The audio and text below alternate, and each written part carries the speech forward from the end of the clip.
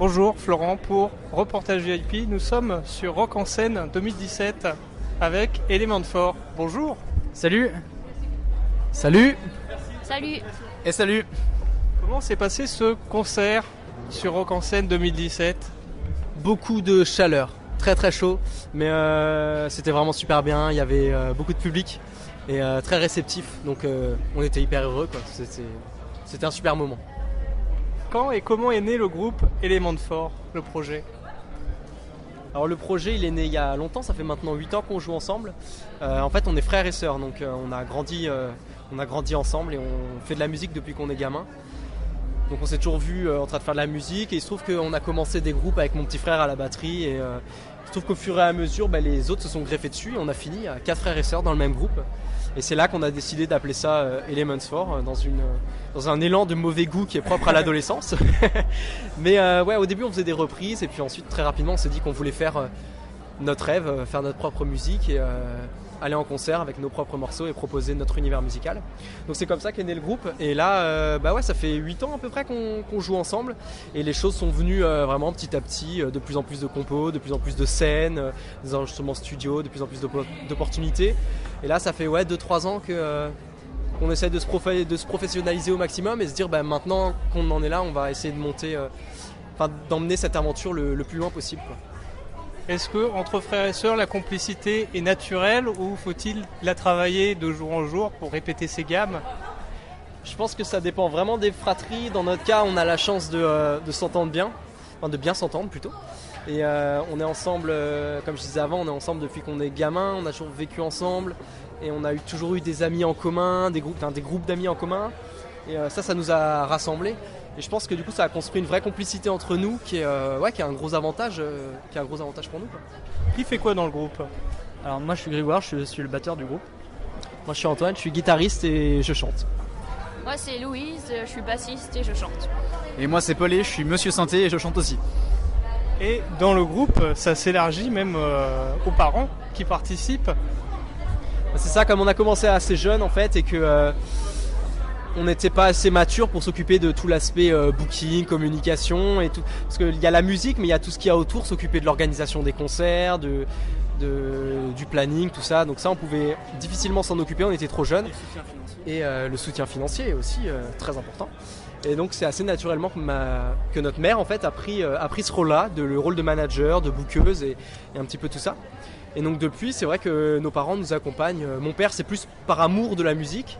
Et il aime être en festival, il aime être dans les concerts, donc lui c'est tout naturellement aussi qui nous a accompagnés. Il fait aussi un petit peu des photos pour nous, mais c'est vrai qu'on bosse énormément avec notre mère qui s'occupe de tout le booking, les mails, donc tout l'aspect communication en fait, d'entretenir nos contacts en fait tout simplement. C'est un projet familial qui est voué à s'ouvrir au public en fait, c'est ça qui est magnifique. C'est exactement ça, on a commencé dans notre grenier, c'était juste affreux comme salle de répétition, il faisait 50 degrés. Et après on a toujours rêvé d'être sur des grandes scènes et d'avoir du public devant nous et de partager ça avec du public. Mais ça a pris un petit peu de temps effectivement parce que le projet est né dans un petit peu dans ce cocon familial et il nous a fallu le temps de se maturer et de trouver notre son. Et une fois que ça a été fait, on s'est dit on a envie de le partager au maximum. Justement, en parlant de son, c'est du rock électro superbement amené. Il y a eu la sortie de l'EP Idées Noires. Racontez-nous ce passage en studio. En fait, on avait fait donc l'EP avant Idées Noires, on avait fait un EP qui s'appelait Mirage et sur cet EP, on avait essayé pour la première fois de chanter en français. On avait fait notre tout premier morceau en français qui s'appelait Ombre Suleiman. Et on s'était dit, les gars, il y a moyen de faire sonner ça. Et on aimait l'idée parce qu'à cette époque on commençait à écouter des groupes en français, François and the Atlas Mountain, Grand Blanc, et on commençait à être fan de trucs qui chantaient en français. On se disait pourquoi pas nous, on a un truc de groupe. On s'est dit qu'on voulait essayer aussi. Et sur le pays Idées Noires, on s'est dit on y va à fond. On essaye de faire du français, mais par contre comme on avait toujours commencé par écrire en anglais, on pouvait pas abandonner ça parce que toutes nos influences, la majorité de nos influences c'est quand même des trucs anglais, donc on s'est dit on va faire les deux, on va chanter en français et en anglais, et c'est ce qui a donné naissance à l'album Idées Noires, l'EP Idées Noires.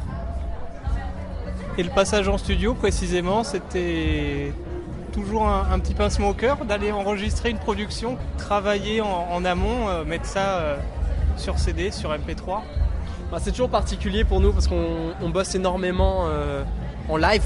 On bosse tous les 4 en studio de répète, donc tout ce qu'on compose, c'est essentiellement composé en live. On compose pas en studio. Donc le fait d'aller en studio et de se dire on va coucher notre morceau et on pourra plus y toucher parce qu'il sera comme ça, c'est toujours particulier. Mais je pense qu'on est sur cette EP là, on était assez fiers du résultat et on est content de comment ça s'est passé. C'était vraiment une super expérience. Et le clip vidéo qui est venu, comment l'avez-vous imaginé? Parce qu'il est en plus formidablement bien construit. On a travaillé avec un ami à nous qui est aussi réalisateur, il est photographe et il fait aussi un petit peu des clips, qui s'appelle Laurent Kram et qui vit à Strasbourg. Et c'est lui en fait on lui avait proposé de réaliser le clip et c'est lui qui est venu avec toutes les idées et on en a discuté, on a monté le clip en discutant ensemble et on est super content que ça ait pu donner, ce résultat, quoi. Il y a le concours Firestone Music Talent. Il y a eu en finale notamment Talisker, Ravage et Element 4. Que retenez-vous de cette expérience où il y a un parrainage et cette présence à Rock en Seine? Beaucoup de stress déjà parce que c'était la première fois qu'on venait jouer à Paris lors du tremplin. Et pas pour n'importe quel événement, quoi. Ça permettait quand même, grâce à Firestone, de pouvoir jouer à Rock en Seine, qui est un énorme festival, qui est vraiment une référence en France. Et ça a été beaucoup de stress pour nous, d'autant plus que la concurrence était vraiment rude, il y avait de très bons groupes. Et pour être très honnête, je pense qu'aucun de nous n'avait imaginé qu'on pouvait gagner ce tremplin. Ça a été une très merveilleuse surprise pour nous, quoi. Et ça nous a, on s'y attendait pas. Et ça, c'est vraiment une super opportunité de pouvoir jouer à Rock en Seine. On s'y attendait pas non plus à ce qu'on soit autant mis en avant après par Firestone sur les plateformes, sur Facebook. Ils ont fait énormément de posts, ils ont partagé énormément nos posts, ils ont fait plein de posts sur notre concert, justement, le premier concert, le concert du tremplin qu'on avait fait à Paris, et ils nous ont beaucoup mis en avant, et ça a été une super aide pour nous. On n'a jamais été supporté comme ça véritablement par une marque, et c'était un grand pas en avant pour nous. Les influences musicales de chacun, quelles sont-elles? Est-ce que vous avez des bases communes également au niveau des influences musicales? C'est très compliqué. C'est très compliqué parce qu'en fait, qu'est-ce que vous aimez écouter? Vu que c'est notre père qui écoutait la base de la musique, qui écoutait la musique à la base, on a toujours eu les mêmes références, le même socle entre guillemets. Et au fur et à mesure, on s'est fait chacun nos influences. Après, dans les influences communes, je pense des groupes qu'on adore, Radiohead, Falls, Bloc Party. Il y en a des millions, je peux pas tous les citer. Je pense qu'elles se sont construites un peu en 3 temps. D'abord, il y avait notre père était très fan du post-punk et de la new wave des années 80. Donc ça, c'est quelque chose qui a bercé notre enfance. On était trop petits, donc peut-être qu'on s'en souvient pas, mais ça nous a forcément imprégné d'une manière ou d'une autre. Et avec des groupes comme New Order, The Cure et plein d'autres, j'en oublie plein. Ensuite, nous, quand on était ados, on a grandi avec le rock indé des années 2000. C'était l'âge d'or du rock indé, avec des groupes comme The Strokes, Bloc Party, Falls, Interpol, une ribambelle de groupes qu'on a adorés et qui nous ont énormément inspirés. Et là, plus récemment, on s'est plus mis à écouter beaucoup d'électro, du rap et des choses comme ça, et qui sont finalement des choses, ça paraît pas, le lien paraît pas forcément évident entre des groupes de rap et nous, mais finalement on se sent quand même inspiré par des productions vachement plus récentes et des choses plus électro, et ça nous inspire aussi d'une certaine manière. Pour le coup, lui, c'est un peu monsieur électro. Ouais, j'écoute un peu plus d'électro. Je suis très fan par exemple de Deadmau5 et plein de groupes sur le label Mousetrap. Voilà, peut-être un peu plus d'électro. Après, pour les autres, ah si, il y a un truc qu'on dit pas souvent, mais j'écoute aussi pas mal de. Alors c'est un peu réducteur de dire j'écoute du métal, mais j'aime beaucoup des groupes. Voilà, je suis très fan de System, je suis très fan de groupes comme ça. Alceste, je suis très fan de black metal et notamment d'Alceste. Et je pense qu'on a chacun un peu tous nos références, et c'est un peu ce qui fait la force du groupe, parce qu'on a, comme Antoine le disait avant, il écoute par exemple en ce moment beaucoup plus de rap. Bon, on en écoute tous, mais lui il en écoute vraiment plus que nous, et il se trouve qu'on a chacun nos groupes et nos préférences, et ça permet un peu de se construire et de mélanger les univers, et c'est ça ce qui est génial au final. Ce qui est difficile dans ce genre de questions, c'est qu'on a vachement du mal à faire la différence entre les groupes qu'on adore et les groupes qui nous influencent. Mais d'une certaine manière, les groupes qu'on adore, ils nous influencent forcément. Donc, Parce que quand on fait quand on compose, on ne cherche pas à ressembler à un tel ou un tel. Et c'est vrai que du coup, cette notion de référence, elle est un petit peu vague pour nous, parce que nous, référence, c'est plutôt ce qu'on écoute et ce qu'on adore.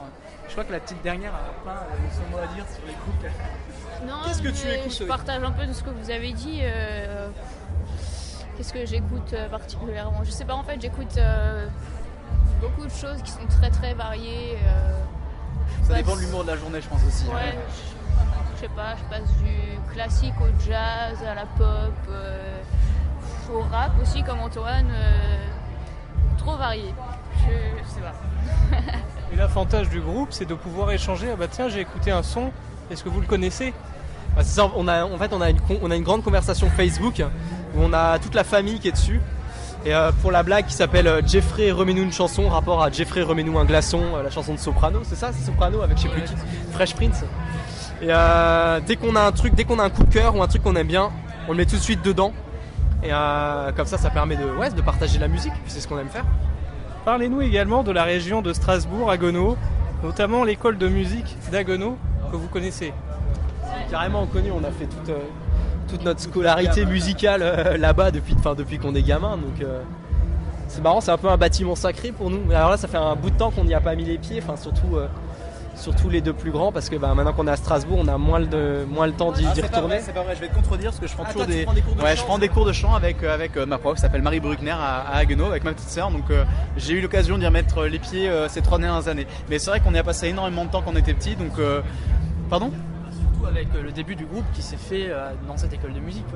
C'est en fait à la base c'était un atelier de musique actuelle, ils avaient mis en place, il y avait des profs qui animaient ces ateliers de musique actuelle où on faisait des reprises et en fait c'est comme ça que le groupe finalement il s'est créé, on était dans ce truc là, on était coaché par le prof de basse de Louise et c'est là-dedans qu'on s'est dit on a envie aussi de faire nos compos et puis c'est lui qui nous a vachement aiguillés aussi.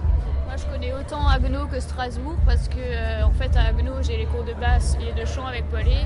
Et à Strasbourg, maintenant, je suis au conservatoire en piano. Et à Strasbourg, il y a aussi les salles de diffusion, comme la laiterie, par exemple, qui vous accueillent pour pouvoir monter sur scène. C'est ça, on avait joué à la laiterie, c'était en 2014, je crois. C'était justement, on avait sorti notre premier album et on avait fait une release party dans le club laiterie en compagnie de Saint-Michel, qui est un groupe parisien d'ailleurs. Et c'est sûr que c'est super important le soutien des SMAC et des salles de concert qui sont régionales parce que sans elles on peut pas se produire. On a aussi notamment joué à Colmar.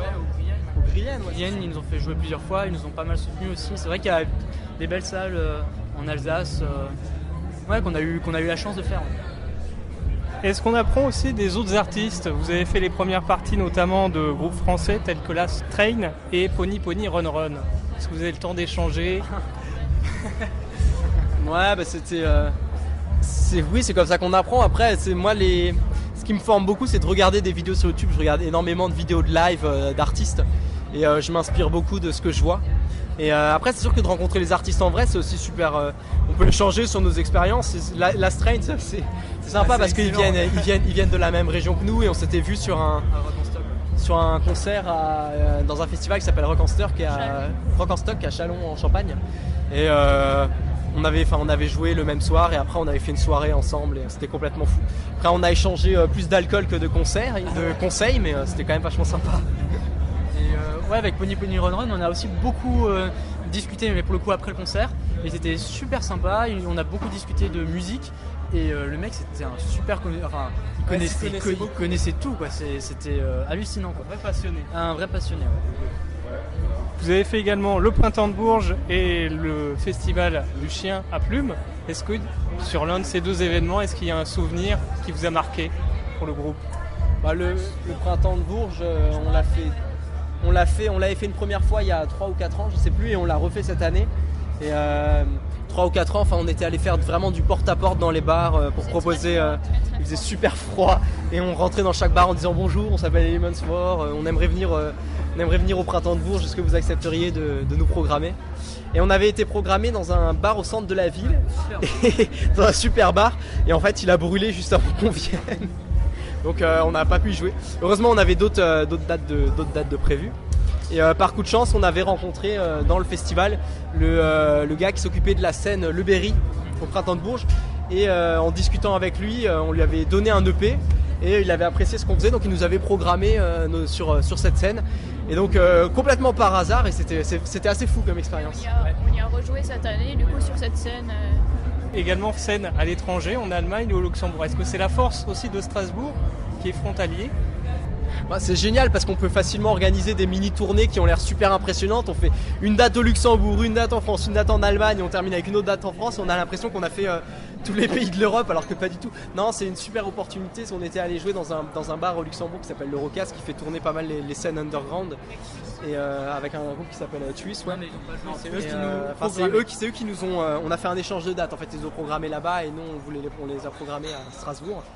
Et non, ouais, c'est super bien parce que ça permet d'exporter sa musique assez facilement et de sortir de la France. Pour un groupe qui chante en français, enfin en anglais, c'est super bien, et surtout en français parce que on s'attend pas à ce que les gens soient réceptifs à du français quand on va en Allemagne, mais en fait ça marche bien plutôt. Et ça permet encore une fois de plus l'ouverture d'esprit. Exactement, surtout que maintenant que le petit frère Grégoire à la batterie fait ses études en Allemagne et qu'il pratique un allemand absolument parfait, il va pouvoir faire toutes les traductions quand il ira en Allemagne. C'est ce qu'on va dire, c'est génial. Non, mais je pourrais les aider, je pourrais les coacher un petit peu sur ce qu'ils doivent dire ou pas. Wunderbar. Ouais, wunderbar. Klar. Les projets également à venir pour Element 4, et rappelons aussi le site internet qui est joliment fait et les réseaux sociaux sur lesquels on peut vous retrouver. Alors les projets à venir, déjà en octobre on va enregistrer, comme on a gagné la finale du tremplin Firestone qui était en partenariat avec Warner Music France. On va enregistrer un morceau dans les studios de Warner Music France, donc ça va être juste absolument génial, ça va être une expérience dingue. Et on va en profiter justement d'enregistrer un morceau pour compléter avec d'autres morceaux, et on va sûrement faire un nouvel EP. Des concerts à venir aussi. Bon, là, comme on l'a dit, notre superbe page Facebook mentionne tous les concerts qu'on va faire, donc c'est facile de les retrouver. Et sinon, on a un projet avec un chef d'orchestre de Vienne qui vient de la même région que nous, donc près de Strasbourg. Et on va monter un projet de concert rock avec nos morceaux accompagnés par un orchestre symphonique. Donc ça, ce sera pour 2018, début et milieu 2018. Et là, on espère que ce projet va aboutir, et on a vraiment hâte. Que pouvons-nous vous souhaiter pour la suite, la fin de l'année 2017 ? Pouvoir passer du temps en studio et enregistrer. On a pas mal de morceaux qui sont pas encore enregistrés, qu'on joue en live, mais qu'on a vraiment très envie de coucher maintenant. Et on souhaite. Qu'est-ce qu'on se souhaite ? Plein de belles choses. Ça pouvoir, généraliste, et puis pouvoir continuer sur cette lancée, quoi. Merci beaucoup pour cette interview, à bientôt. Merci à vous. Salut.